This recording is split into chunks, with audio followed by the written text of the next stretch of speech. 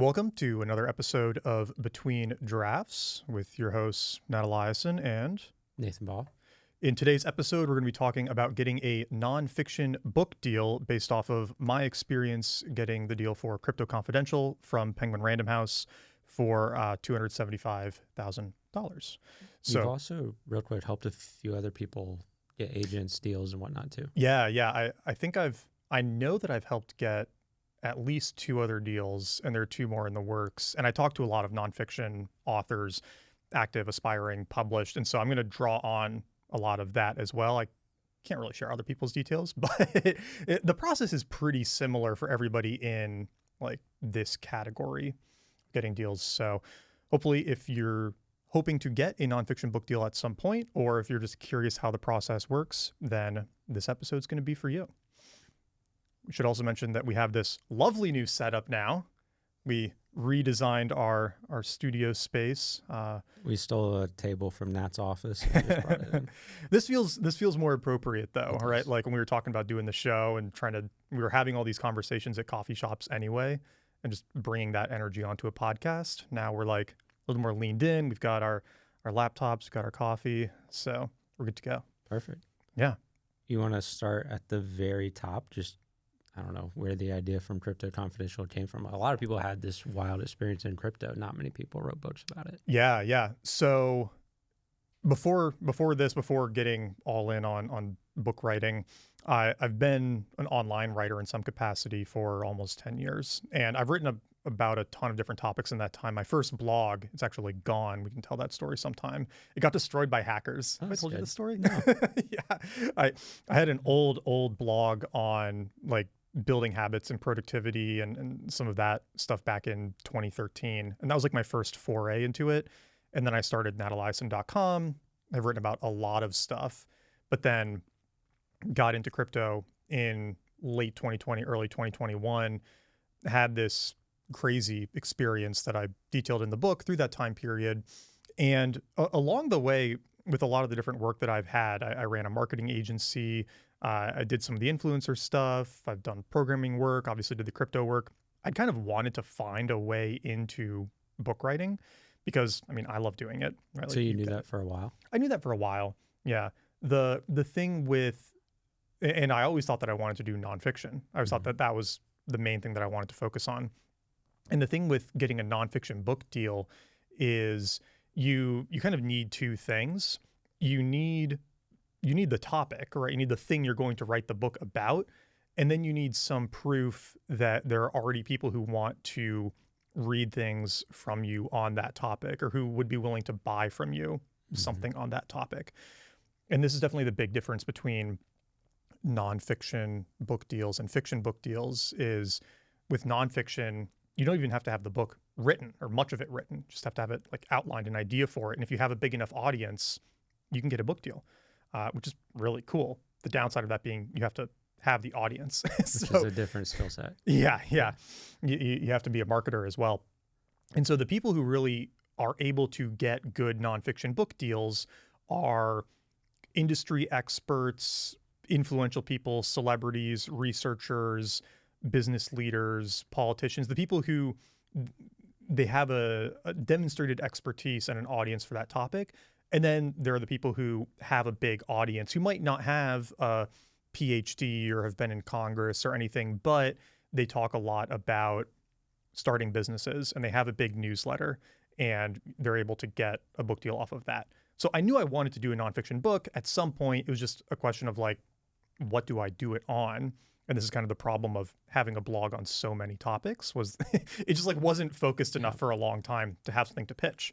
So when this story happened and when crypto market was winding down, I didn't want to work on it or work in it anymore.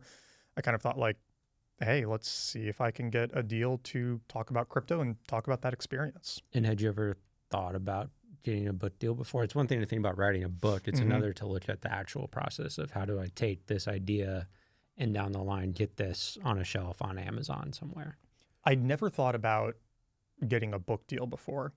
I'd done some ebooks. They were self-published books, but they were pretty kind of like thrown together from blog posts type things. Yeah. There was this period in 2016-ish, like 2015, 16, when that was kind of like all the rage for bloggers. And I tried to make that work and ended up not liking the products very much.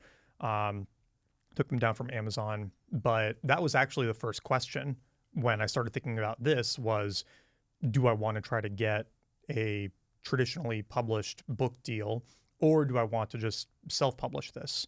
And there are good arguments on both sides. And I talked to people who'd self-published books and talked to people who had traditionally published books and tried to like weigh those options out. And I mean, I think we'll do another episode on this relatively soon about trad versus self versus indie and everything. But for this, ended up landing on going traditional with it. So when you make that decision, you're like, okay, I don't want to do self-publishing for whatever reasons. I want to try to go traditional. What is step one for someone who's never looked at that? I imagine it's looking at, how do I pitch this thing to anybody? Who's the first person I should go talk to? Yeah. So for getting the traditional book deal and nonfiction art, you have to have one of those two things. The demonstrated expertise where you might have been featured in a Time article on a topic, or you have to have the email list, right? The audience that you could sell the book to. Or both. Or both. Yeah, I mean, ideally both, right? That would be the best. And so I had the second, and thankfully, it's really one of the best things you can do if you do want to write a book at some point, especially a nonfiction book, is to start building an audience and building a newsletter and having people who are already reading some of your stuff, not just for having that audience to sell your book to, but also because it lets you meet other people who also have audiences. And thankfully for me, from doing it for a while, I'd gotten to know a number of people who had newsletters who then went on to write books off of them. And that's much more common in nonfiction. Much more common. Yeah. And so thankfully, I should shout out the two people who were most helpful with this. One, Chris Guillebeau, probably best known for the $100 Startup, as well as a number of other books, the Art of Nonconformity, Side Hustle, something. I can't remember the second part of the title. I feel bad. But, Chris has written a number of books off of his blog. And so I reached out to him and Tiago Forte, because Tiago Forte wrote Building a Second Brain. He has a very popular newsletter, YouTube channel, everything on like making the most of your note-taking to like remember and produce better creative works. And he had just published his book and was very on the train of helping other bloggers become authors. And I mean, he was just incredibly generous with his time with helping me figure this out. And so I either messaged him on Twitter or emailed him. I might have texted him and said, hey, I'm thinking of doing this. What do you how do I get started?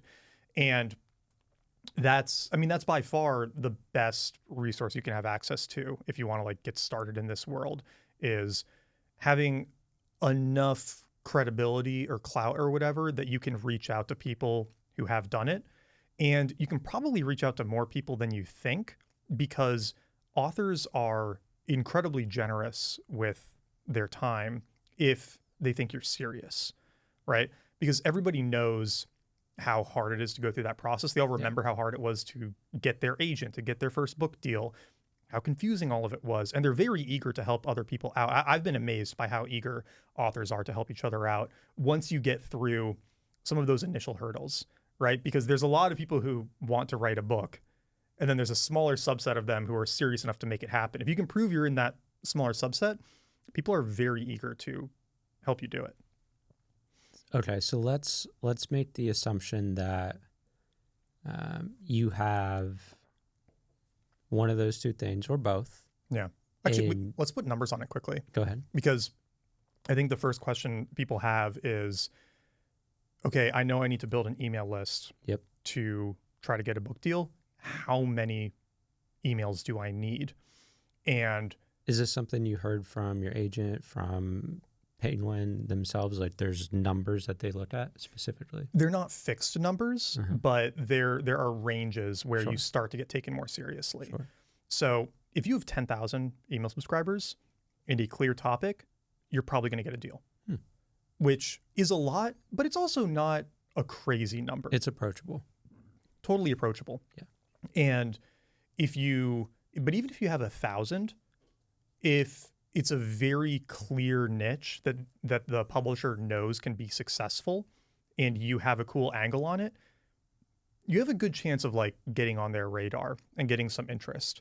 And then if you have much more than that, 50,000, 100,000, the numbers start to get a lot more interesting, right? I have one friend who went through the process shortly after I did, and she had a newsletter about my size, and she had an excellent idea for a book with comparables that had sold extremely well in the self-improvement, productivity, work, business, that kind of category.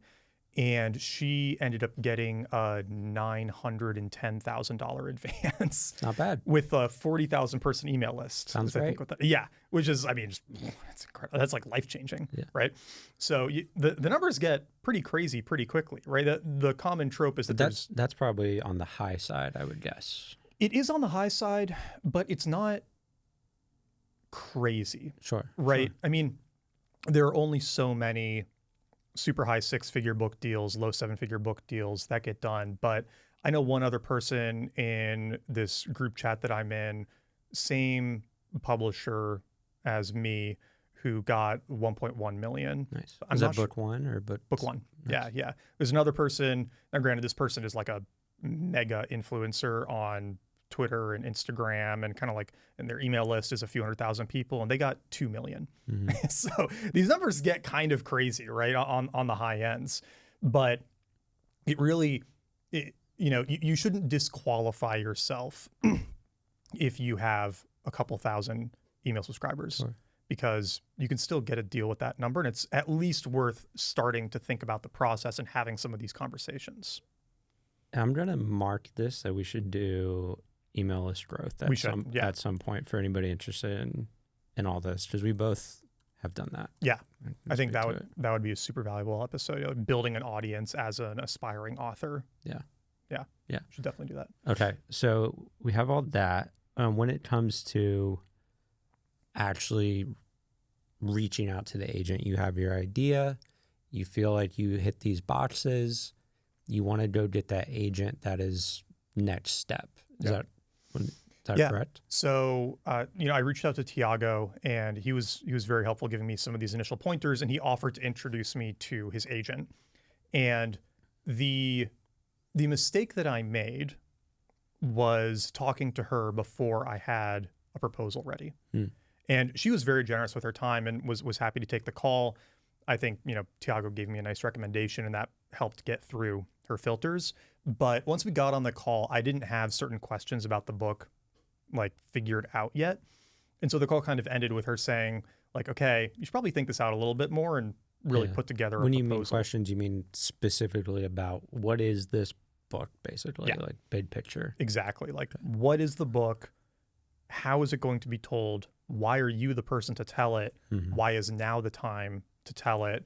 What else like this is in the market and has done well? The nonfiction book proposal is about 30 pages of marketing, and then maybe 10 pages of a sample chapter and a table of contents. So it's mostly market research, and it's mostly what you bring to the table to ensure that this book is going to sell. So it sounds like is why this topic, why you, why now? Yeah. Are the three big questions. Those are the big three. And I think that the thing that can be easy to, or an easy way that one way that you might not have a proposal that's the right one to get a deal is you could have a really good idea for a topic, but you might not be the best person to tell it, especially in the nonfiction and broadly self-help space. If you want to do a book about productivity or habits or work or any of those kinds of things, it's not enough to just have kind of a new take on it. You often have to have some research you've done, some other products you've created around it. Maybe you have a successful course. Maybe you're just the best on that topic, on the internet, right? Number one. You've really got to have a pretty clear angle for why no one else could write this book besides you. And when I talked to her, I didn't really have that flushed out yet. And so she was really polite, and she said, okay, go work on the proposal. and then come back to me. Did you know what a proposal was? No, I had no idea. So, and this is like the next step. And I actually say for anybody listening, you should do this first. You should do the proposal first before you even try to reach out to authors who you may or may not know. And I mean, even if you have like a second degree connection to an author, you can often ask if you can like talk to their agent, because they're happy to make the intro. That's really good for them. Like they look good if they introduce an author to their agent who then they get a deal off of, right? Because the agent's making money, you're helping their career, but they need to see that, again, you're really serious about it. And so the proposal is definitely the best place to start.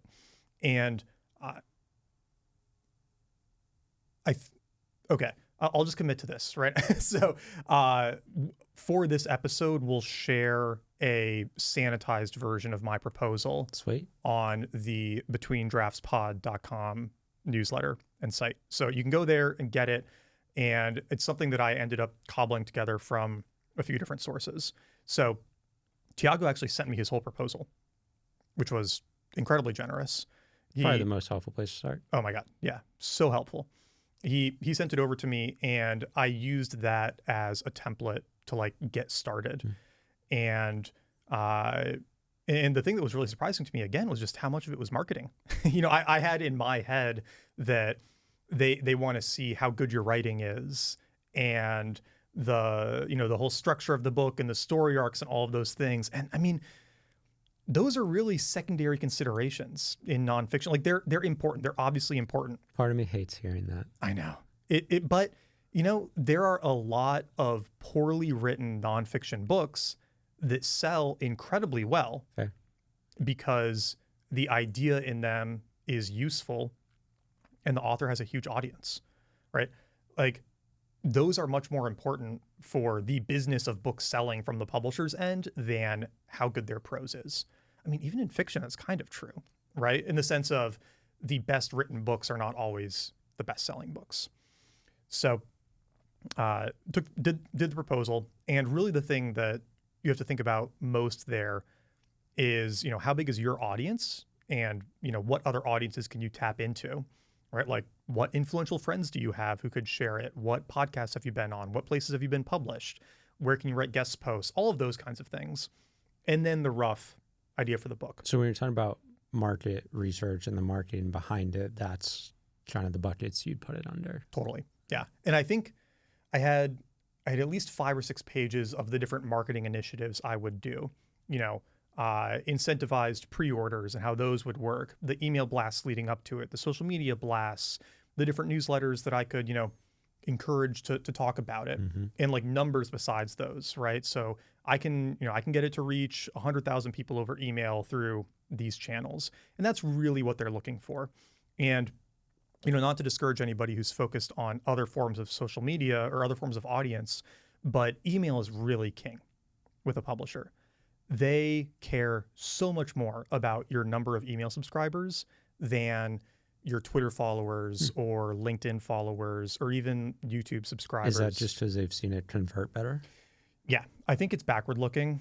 I think that when they think about the influencers who have just crushed it with... I imagine they've seen both people crush it and ones that they thought would do great flop. Exactly. And the ones who crush it are consistently the ones with big newsletters. That seems to drive the most conversions. And there are obviously YouTube people who do well as well, but they kind of like discount it, right? So a Twitter follower might only be worth 10% or 5% of an email subscriber. And maybe YouTube is like 20%, yeah, or less, right? But email is like king. So at the time, my site was getting like 1 to 2 million visitors a year. There's a lot of visitors. That's a lot. And so I led with that. I said, I can promote it on my site, which gets this many visitors a year. And eventually when I got my agent, we'll get to that in a minute, the first thing he said when looking at it was, you got to move that way down. He's like, they don't care. The number of people coming to the website doesn't matter. Put your email list first. And that was just mind blowing to me. I was like, I only have 35,000 subscribers, which is a lot, but not a crazy number. But that's more impressive than 1 million people coming to your site a year. So email list is really king. Okay. So that was the proposal. It was the marketing aspects. And then there's a outline, first couple chapters. Yeah, there's a table of contents. So your rough idea for the structure of the book, and then one sample chapter. Okay. And I picked one of the most action-packed chapters of the book to convey that energy, and because it felt like it was the closest to being ready. Basically, you're trying to find the chapter you think's the best, most compelling. The chapter to make them excited about it, to show the vibe, especially since I was doing something pretty different than a lot of bloggers turned authors. It wasn't a crypto 101. You didn't take one of your popular blogs and turn that into a book. Exactly. And it wasn't like a how-to crypto. It was narrative nonfiction, basically, very story-driven. Yeah. So finally got that done and sent it back to her. We got another phone call, and then she politely passed, which was a bummer, but is normal. Very. Very normal. Very. Yeah. Yeah. Like you obviously want to just figure it out, have the first agent work, but it usually doesn't. I mean, you might talk to dozens and not have it work And out. this through a warm intro. Yeah, and this is through a warm intro as well. So your odds go up considerably with a warm intro and with having a decent audience, but it's still not a guaranteed yes. And the analogy I've used a lot is that the agent relationship is kind of like dating. You could be great, right? You could be a great person to date, but not everybody's going to be the right match. And vice versa. And vice versa, right?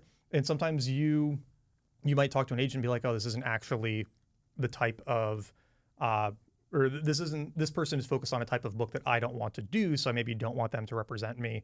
You know, you've got to like figure it out on both sides. And so she declined, and then I kind of had to go back to the drawing board and find more intros to more agents. And this is, I think, the big difference between, are we going to talk about your first process next week? Sure. Cool. So I know you were doing kind of like colder outreach. By colder, you mean like ice cold? Ice cold. Nothing. Yeah. Yeah. And I was trying just to do warm intros. Yeah. So I just started going through everybody who I knew with relationships with agents and reaching out to them. And the big benefit at that point, and this is why I say to do the proposal first, is that I could text them or email them. And then when they said, oh yeah, I can intro you to someone, I could just immediately send them my proposal and they could make the intro. And there was no delay. And there was no bigger ask on their end when reaching out to the agent, because the agent could see the proposal right away before they decided to talk to me. So it was much easier to make that ask.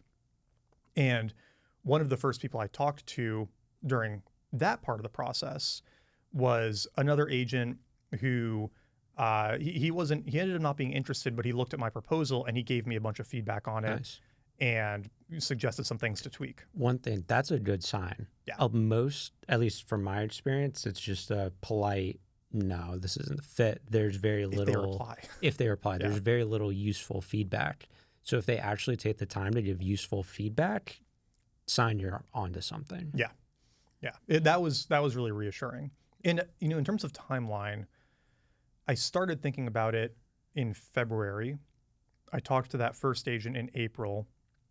By this point, I think she ended up passing in May. So now we're in June that I'm talking to some of these other agents. And then I do the second round on the proposal to try to get it really ironed out. And then Chris introduced me to his agent, David. And by the time I sent my proposal to David, it'd been passed on by 4 or 5 agents at this point, and I kept refining it each time. He basically took one look at it and was like... So real quick, before we get to that, Yeah. what was their feedback that you were tweaking? Do you remember? Yeah, let's see. There were a couple things on audience. So one of them told me the piece about, don't just talk about your audience, talk about the other audiences that you can tap into. A couple, or one of them, maybe the same one, mentioned that some of the comparables weren't great, in the sense that I was trying too hard to match the topic, where I should be matching successful, like instead of comparing it to crypto books, compare it to very successful Liar's Poker. Yeah. Like it doesn't have to be crypto related, but narrative nonfiction, first person journey through a kind of opaque industry. That was helpful for adjusting some of those. One of them read the sample chapter and basically said that it didn't have a strong enough voice, or like it wasn't compelling enough on the writing side, which is tough feedback to get, but also helpful, right? You never read narrative nonfiction, Yeah, I've narrative never anything. done it before. Yeah. So, I mean, I was editing the hell out of that chapter through that Yeah. whole period, just trying to make it better and better So and the better. first, let's say the first proposal, the chapters, by the time you get to David, that chapter is way better than it was Much more solid. 5 weeks ago. Exactly. Yeah. And so, and that's again, helpful feedback to get, and kind of an argument for not doing all of your outreach at once, Yes. right? Even though it's slower to go one by one or a couple at a time like I did, it got better every step of the way. I did see an argument where you have an ideal few agents, list of agents, and they're not one of the first ones you send to. Yeah, I think that's a good way to think about it. You might have, and again, that wasn't what I did. And It wasn't necessarily on purpose. yeah, it but wasn't on purpose, but that would be kind of a good strategy where you have the like mid list of agents you might want to work with, and you reach out to a few of them first. And if one of them is interested, this is maybe shady is not the right word. I mean, this is just how it works, right? Like then you can send it to the people beyond, right? Totally. Or just send it to the rest of the people on your list. Because at that point, if you have somebody interested, now you're in a little bit better of a position with like negotiating and deciding. And with nonfiction, would you say, hey, I have an offer from another agent, wanted to get this in front of you first? Yeah. Something like that. Yeah. Like I'm talking to a few agents. One of them's expressed interest. I'm really interested in working with you as well. Wanted to see if this is a fit for you. And again, it's like, that's how the industry works. Yeah. I don't think anybody's going to be too offended by it. So by the time I got to David, he looked at the proposal and we got on a call and he basically said, he was like, this is really good. He's like, we can almost just send this, There you go. which was awesome. It's so reassuring at that point. Yeah, after a few After rejections. Working on it for so long and a few rejections. And we ended up making minor tweaks to it. He didn't like the title that I had back then. I think the title that I was reaching out with was Magical Internet Money. And I don't remember why he didn't like it. We didn't love it. But the title of my first chapter in the table of contents was Is Everyone Getting Rich Without Me? And he was like, that's a good title. We should maybe just use that for the proposal. And so we changed the title. We tweaked some stuff in the marketing section. He had feedback on the sample chapter as well, so I did another round of edits on that.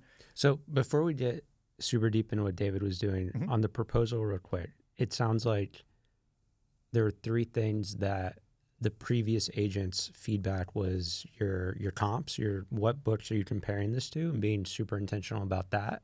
So maybe it's finding not necessarily ones on the same topic, but ones that are similar in style, point of view. Is it narrative? Is it self-help? Is it whatever? That sold well. Yeah. So comps, the actual sample chapter itself, and then broadening the marketing to not just you, but your network. Yeah. Is that? Yeah, I'd say that's spot on. Okay. And the important thing with mine was I know I was saying that maybe the writing isn't as important generally, but for this topic, since it was narrative nonfiction, it was more of a focus. Yeah. You can't go to your blog and be like, oh, he's a great narrative nonfiction writer, because there's none there. Because there wasn't there. Yeah. Yeah. And with a narrative book, it's like it has to be well written. Like the story has to carry people through it. Otherwise you get chapter 2 and you're done. Exactly. Yeah. Because because with narrative, if the writing isn't great, but you're learning something really valuable, you can let it go. But if the writing isn't great and it's supposed to be just a story, people aren't going to get through it. Okay. So now you're working with David. You guys are changing the name. Anything else, that main things that get tweaked before you decide it's ready to go to publishing houses? And once we talk about that, how do you pick what publishing houses you go to? Who are you interested in? Yeah. I'll say something quickly about the contract with the agent, because this is absolutely. This is pretty standard stuff. But agents pretty much always take 15% of anything they negotiate. But then there are other things that can end up in that contract. So David, he represents fiction and nonfiction, and so he's done some movie deals as well. And so he can represent on that. And I think the cut is slightly different for movie deals, right? Another thing that will sometimes be in agent contracts that you need to look out for if you're trying to do, especially, actually for both, right? It's just something that some people might not realize they're agreeing to is self-publishing royalties. So some agents, David doesn't do this, and I asked him about it and he kind of laughed because he sees it as kind of shady, and I do too. Some agents will say that if you self-publish a book while I'm representing you, I get 15% of that too. Even though they didn't do anything, even though they didn't negotiate anything for you, some of those agents will still try to take a cut of those royalties, which, I mean, I think is ridiculous. He thinks it's ridiculous, but some agents do it. So you kind of got to look out for it. But it's pretty standard 15%. And so once we had that. So that's 15% of book, you get book deal, they give you whatever, he gets 15% of that? Yeah. What about on, let's say you earn out and you get royalties? Same thing? Same thing. Same thing. So, when we got the deal, it was $275 and it gets split into 4 payments. One when you sign, one when you turn in the final, one when it publishes, and one a year after it publishes. Huh. And oh, congrats. So you're getting your last payment in 6 months? Yeah. 10 months? Yeah. Okay. In July. Yeah. And those payments actually go to him, to his business, and then he removes his 15%, and then he sends me a check for the piece after that. And different agents do it different ways. Some of them, you receive the check and then you have to pay the agent. There's a variety, but then yes, if the book earns out and we start getting royalty payments, those will just go to him. He'll take his cut and then send me the 85%. Nice. Which honestly, it's a pretty easy way to do it. And are those even? Is it 275 divided by 4? Those are your payments? Yes. Okay. Yeah. And you can sometimes negotiate that. Sometimes you can ask for 35% in the first check and 15% in the last check. Sometimes they'll do performance bonuses, which is kind of silly because it's in advance anyway. Like the whole thing is performance based. Yeah. But we just did 4 even payments of $275. But back to the question you were asking about picking publishers, since he's been doing nonfiction business representation for so long, he had his list of the best publishers in the space who he would want to work with, which I think was 15 or 20 imprints. And maybe some people don't know how the imprint versus publisher thing works. So there's Penguin Random House, which is one of the big 5, right? Like very well-known publisher. Yeah. But you don't really publish with Penguin Random House. They have all of these sub-businesses under them called imprints that focus on specific areas. So Portfolio, which is the imprint that I worked with, they do business nonfiction very specifically. So they've represented Cal Newport and Seth Godin and Ryan Holiday. They've represented a number of journalists. They did one of Jordan Peterson's books. And so they were a pretty good fit for this topic. But there are a bunch of imprints under all of the big 5, as well as some indie ones who would be good fits for kind of this topic. So once we had the proposal ironed out and felt good on it, the one speed bump we ran into was that at that point, it was the end of July.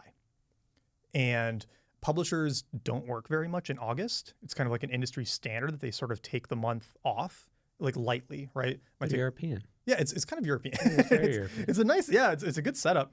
And so what he said was, let's not send this yet because we don't want to send it to people the first or second week of August, have it get put in their to-do pile, and then they go on vacation. Forget about it When they come back because the pile's too big. And so they just kind of archive it and wait for new stuff, because that apparently happens. And so I just started writing the book. I was like, okay, well, there's nothing for me to do this month, so I'll just keep writing it. And then in September, you went out and pitched it to those 15, 20 publishers. And the weird thing about this was that I wasn't really involved in that part at all, which was hard for me because I've been so involved in every part of my work before this. I ran my marketing agency and I was doing most of the sales for a few years. And obviously with my blog and reaching out to him, I was in control of so much. And now he's off doing it without me. Hey, man. How's it going? Yeah. And it might take 2 or 3 weeks for the publishers to get back to you. So you're just... Is that kind of quick too? Or is that pretty normal? That's pretty normal. I mean, what often happens is it'll be 2 to 3 weeks before you start to hear back. A lot of them you don't hear back from at all. But if one of them gives you a favorable response, then he goes out to all of the ones who haven't responded yet and says, hey, we're getting interest. Like, we need a response by this date. Yeah. And when you were looking for an agent, was it somebody who would have those connections, know exactly what editors to reach out to at these different imprints, done this before? Yeah, that was really important. And that was why I was asking like Tiago and Chris and people in that industry, because they had done business nonfiction. And so I knew their agents would have those connections and be really good in that area. And, you know, that's super important. An agent won't take you usually if you're not a fit for where they have connections. Totally. Because there are so many editors out there. That's their so advantage, many imprints. is the connections. Exactly. And the cool thing with seeing David work is he's been doing this for like over 20 years, I think. And so he's known some of these editors the entire time that they've been in the business. And so when I eventually got on a call with him and the portfolio people, they had all clearly known each other for a very long time, like old friends. And those relationships are so important in this industry. Yeah. Like you have to find somebody who already has those relationships, or else you're probably just not going to get taken seriously. And that's why it can be hard to work with a new agent, right? If a new agent is what you can get, then obviously that's better than not having an agent. But somebody's Maybe. well, yeah, maybe. But somebody who's been in the industry longer is just going to have more of those connections they can lean on. Yeah. Okay, so he has 15 to 20 you want to reach out to. You've tweaked the proposal. It doesn't sound like there was a ton of tweaking to be done. Less at that point, yeah. Yeah. Maybe sometimes there's a lot more tweaking that an agent wants. You just do that. And the proposal is pretty similar to what you sent him that he's then taking to the imprints, exactly, the editors or whatever. Yeah. So he sends kind of a sample of it to them. If they want more, they ask for the rest of it. And then if they like it, they get on a call with him to chat about it. And then if that call goes well, they get on a call with you. And so after 2 or 3 weeks, we had 3 publishers get back to us saying they were interested. And that's 2 or 3 out of 15. 20. Okay. Yeah, and they weren't making offers. They just wanted to learn more, to get on a call with me and chat about it. And so we did those calls, and he reached out to the other imprints to say like, hey, we're doing these calls. The same thing we were talking about with agents. It's, hey, you know, we're talking to these other people. They're expressing interest. That kind of drums up the, you know, they take this seriously. Exactly. It gets the rest of them to actually look at it more, because you have to think that every publisher has a roster of books they passed on that went on to do very well. Yeah. You know, you don't want to miss the next Atomic Habits or Subtle Art or whatever, right? And so there is that kind of like fear of missing out game, which we play in every industry. So we did those 3 calls, and one of them was with Portfolio. And after the call, who's on those calls? You, David, who's on the Portfolio side? Yeah, so me and David, and then on the Portfolio side was the editor he was talking to, Noah Schwartzberg, who I ended up working with. Incredible, I have endless wonderful things to say about Noah. And then the person who's not exactly his boss, but kind of like senior to him, the senior editor, Nikki Papadopoulos, and she's also incredible. So she joined for the call as well. So I would have thought there'd be somebody who's doing the acquiring. It's the editors who are doing the acquiring. The editors are doing the acquiring, and I didn't know this before getting into the process, but editors at a publisher are also kind of like venture capitalists. Yeah. It's a very interesting profession, because you have to be a great editor. You have to know how to edit books, but you also have to know where the market opportunities market are. Trends, tastes, everything. Yeah, you need to know which authors are worth investing in and how much to invest in them. And that's like this whole other skill set that I think most people don't realize editors need to have. And so, yeah, I assumed there was like an investment person who made these calls, and then they gave it to the editor to turn into a great book. It's like, no, that's part of the editor's job, which again is kind of cool. Like, it's a really neat skill set to have. And so the 4 of us were on a call, did the other couple calls with the other publishers. And then pretty quickly after that call, Portfolio came back and offered what's called a preempt.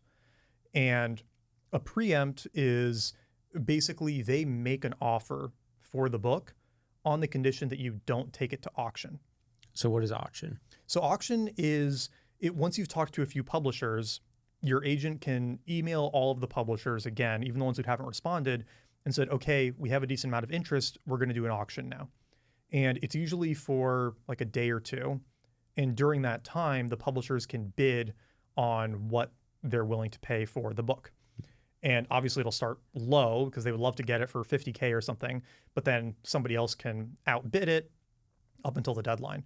So if you have 2 or 3 publishers who are interested, it can be worth going to auction because you might get more than you would if you accepted a preempt. And a preempt is saying, don't go to auction. We're going to give you a good deal, but you don't get to shop it around. But if you go to auction and only one publisher shows up, you might be getting 50K, all right? Which, again, is not like a bad advance, but it's a lot lower. And that advance is spread out over a fair amount of time. Yeah, over 3 years. Yeah. So, yeah, you're making... You're not getting a 50K check the next day. No, you're getting 17K a year for 3 years or whatever it is, which is tough to make a living off of. And so my friend that I was mentioning who ended up getting a little over 900K, she was offered a preempt as well, if I remember correctly, but she had pretty good interest from 3 publishers. So she went to auction instead. And the first bid was 150 or something, but then they bid each other up to that 900 number. So that's a great example of like, yeah, you absolutely want to go to auction. For us, we got the preempt from Portfolio, and the other 2 publishers were interested, but they weren't as good of publishers. You know, they were like maybe 1 tier below. And there wasn't anybody else on Portfolio's tier who was like really interested at that point. And honestly, after talking to them, I really wanted to work with them. You felt good about the team. So good. Yeah. And so I was really, really excited about that. And also, I mean, at this point, I was tired. Like I started this process in February and now it's the end of September. Wow. You know? 7 months. 7 months of working on this proposal, having no idea for those whole 7 months if I'm ever going to get any money for this. I mean, I know. Yeah, you know, right? It's like I just want to be done, right? And so the idea that it might go for another 2-3 weeks and there might be like less money at the end of that for a chance at more, I was just like, I want to work with them. Like, let's take it. And it was they offered 250. David asked for 300. They said 250 with a 25K performance bonus. He said, let's just do 275, and then it was done. And then we had our deal. So let's talk about that number real quick. Yeah. Do you have any idea for this type of nonfiction? And this, I guess, would probably be specific to nonfiction business books. Like if you're memoir or history, the range is probably going to be very different. I don't know what the ranges are. What is typical? Maybe not typical, but are there budgets and ranges and all that good stuff for what that advance might look like? It's definitely on the high end. Okay. Especially for first time. Yeah. Especially for first time. I don't have the buckets offhand. You know who does is Tiago. We should try to get that data from him if he's willing to share it. There's something like 20 book deals a year in the 7-figure range. It's not many. That's total. For nonfiction? For nonfiction. Okay. And then maybe that's just for first time authors, but I mean, it's not many in that range. And then in the mid 6 figures, I guess this is like low mid 6 figures, it's probably a few hundred, maybe 1,000. It's not a lot. I mean, you consider that I think 1 million new books get published per year, some absurd number, right? And that's including self-published and stuff. You know, there's a big range there, but there's tens of thousands of traditionally published books getting published each year. So it's definitely in the top 5%, 10% of like deal size. So it was, I mean, it's a fantastic outcome, right? Like that's a dream outcome for any first time author. And that number is important, not just because it's great to have that number in the bank account, but it shows real interest from the publisher. They're going to take this seriously, the whole process. Exactly. You're going to work with good editors, good cover designers, all that stuff. The main reason you want a high advance beyond getting money in your pocket is that the more the publisher spends on the advance, the more they're going to invest in making your book a success because they want to get that money back. And there are higher numbers, usually like the 7-figure advances, where they're really going to move heaven and earth to make sure that book succeeds. And at the much lower end, you know, if you're getting like a 25K advance or something, they just don't have the same incentive to make that book work. It's more of a lottery ticket, right? You're going to be doing a lot more of the work on your end. You might not get a cover you like, you might not get that much design help, might not get that much marketing and PR help. So the higher you can get, the more they're going to do on their end to make sure it succeeds. So, okay. I think the pros of a great advance are pretty clear. What about any cons? Would you look at that and say there are any cons of getting a really good advance? Yeah, this is a good question. The main con would be that if you get a high advance and you don't earn it out or don't come close to earning it out, it might be harder to get another advance after that or get another deal. At that level? Yeah, at that level or even below that level, right? So, we'll talk about this in another episode, but I'm still quite a ways out from earning out that advance. It's a lot of books. It's a lot of books. Yeah, it's something like 70, 80,000 books depending on the format, right? That's a lot of books. Yeah. And so if I went and tried to get another book deal for another nonfiction book right now, it's very unlikely I would get the same number because it just hasn't really come close to earning that out yet. Now, I don't have to pay it back, right? Which is great. But if we, again, it's like, if you earn out your advance, it's really easy to get the same amount or a larger amount next time. They can keep growing. But if you don't, then you're going to get a smaller deal or you might get no deal, right? And that could be concerning or, that could be a big roadblock as well. But I mean, I know you've listened to this episode of Publishing Rodeo too, where the agent came on and talked about authors not taking 7-figure book deals because it sets them up for failure or something. And I didn't find that argument very compelling. It does feel like you should just try to get the best one you can. But yeah, if you don't earn it out, there is some concern about getting other good deals after it. I'm trying to think if I have any other specific questions for you or stuff that might be helpful for people at the start or middle of this process. Is there anything looking back that you would change, that you would do differently to either make it faster, just more of an enjoyable experience, just anything you'd change? One thing I didn't do that some people do is hire an editor for the proposal. So that's, you have the proposal drafted and you're hiring an editor specifically for the proposal. Yeah. Not the book, the proposal. The proposal. And they'll actually help you before you have it drafted. They might help you work on it from scratch. And that can be, some people have found that extremely helpful. It's expensive. You might spend 10, 15 grand on a proposal editor. Really? Yeah. Wow. But they have connections to really good agents. So if you find the right if you find the right editor, they can help you find the right agent for that proposal, and the agent is more likely to take it because they know that editor makes great proposals that have gotten them good deals in the past. So it's kind of a way to buy your way into some of those connections if you have the means to do so.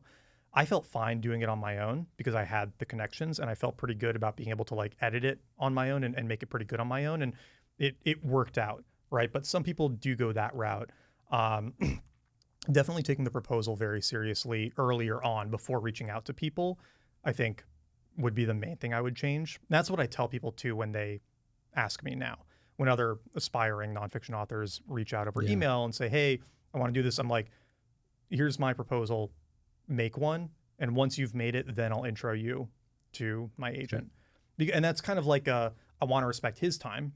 So he only has so much time for 60-minute meetings in a week. And Probably again, gets a lot of proposals. Well, yeah, it gets a lot of outreach, right? And it's again, so much of this is proving that you're very serious about this, right?